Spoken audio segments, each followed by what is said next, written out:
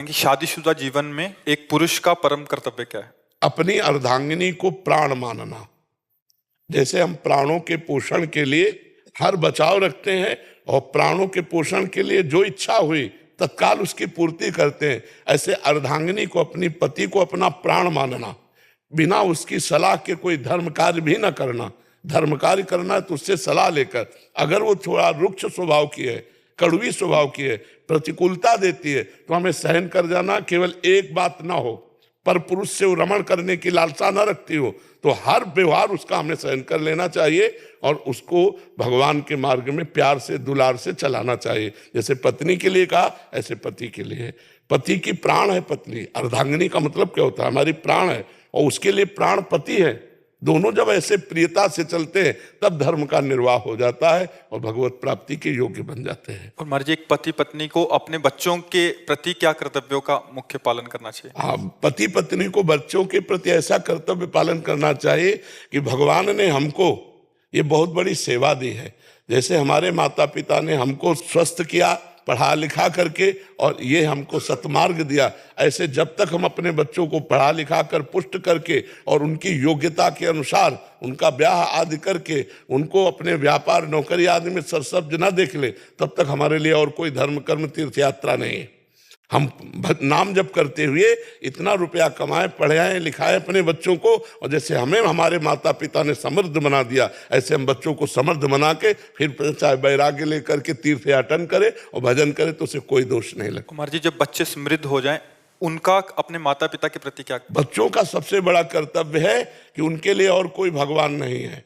जिन माता ने, जब हम में ज्ञान नहीं था कि हम सोच लोग शंका उनके बिस्तर में उनकी गोद में ही कर रहे हैं, उस समय वो गीले की तरफ लेट जाती और हमें सूखे की तरफ सुलाती और अपने शरीर का रक्त दुग्ध रूप में परिणित करके हमको पिलाया। ऐसी माता पिता जब वृद्धावस्था को प्राप्त हो रहे हों तो जवान पुत्र को चाहिए कि किसी मंदिर आदि के भगवान की आराधना नहीं, अपने घर में विराजमान माता पिता की भगवान की तरह आराधना करें, उनकी सेवा करें, उनकी आज्ञा में रहें, रोज उनको प्रणाम करें, मेहनत से रुपया कमा कर धर्म पूर्वक माता पिता की सेवा करें। वस्त्र है, भोजन है, औषधि है, अपने हाथ से भी सेवा करें और धन से भी सेवा करें और मन से भी सेवा करें। तो ऐसे माता पिता की सेवा करने वाले पुत्र को अपने आप भगवत प्राप्ति हो जाती है। और अगर महाराज जी पुत्र दो हों, समृद्ध हो जाएं, अपने फैसले स्वयं लेने लग जाएं, तो भाई का भाई के प्रति क्या कर्तव्य? भाई को चाहिए, अगर वो बड़ा भाई है तो छोटे भाई के प्रति पुत्रवत प्यार रखना चाहिए। अगर वो 1-2 इंच जमीन ज्यादा ले रहा है, वस्तु ज्यादा ले रहा है, तो लड़ाई नहीं करना चाहिए, छोड़ देना चाहिए।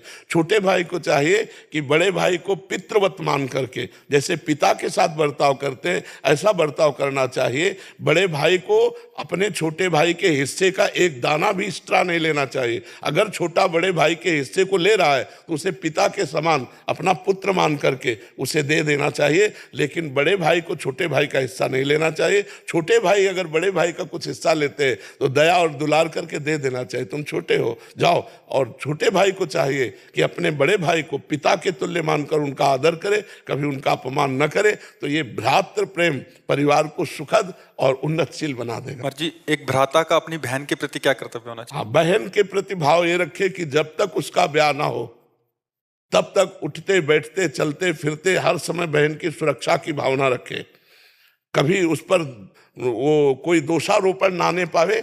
ये जवान भाइयों का कर्तव्य होता है कि यौवन अवस्था है, कहीं मन विचलित हो सकता है, तो हमारा कर्तव्य है कि हम अपनी बहन की सुरक्षा में रहें। और जब ब्याह हो जाए तो पूर्णतः पूरे जीवन भर जो जो उत्सव पड़ते हैं भाई के, उन उत्सवों में जाए और कुछ भेंट, कुछ सामग्री उनको समर्पित करता रहे, तो इससे भाई बहन का संबंध भी पुष्ट होता रहेगा।